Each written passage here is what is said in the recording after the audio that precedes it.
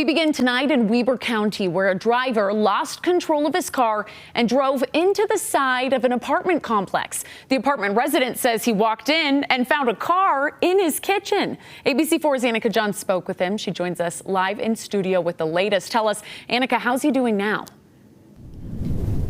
Well, Sarah, it's safe to say the residents are shocked, but thankful things weren't any worse. But now with the commotion, now that the commotion has settled down, they say things need to change because today they were lucky, but that won't always be the case.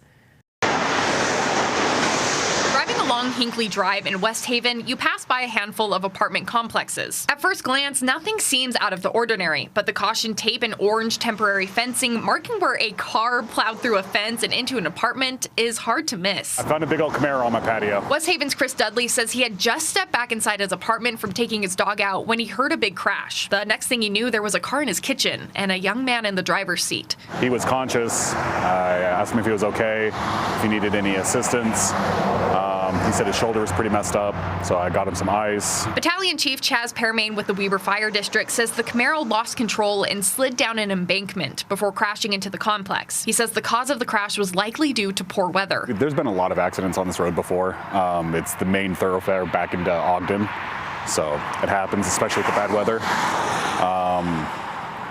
So I just figured, something had gone on. Dudley says damage-wise, the majority of the apartment is okay. Other than some structural concerns, everything inside was fairly untouched. However, Dudley says they're lucky it wasn't much worse and hopes this serves as a wake-up call for the city to make some changes. With the city having had, zoned this as residential areas, I don't understand. A lot of other people who live here don't understand why there isn't a barricade put up for this type of thing to, not happen. Clearly, a plastic fence is not going to stop a vehicle going 50 miles an hour. And while this definitely wasn't what Dudley planned for his weekend, he's maintained a good sense of humor through the whole thing. It's a pretty nice place to live, all things considered, especially if you like having Camaros in your back patio.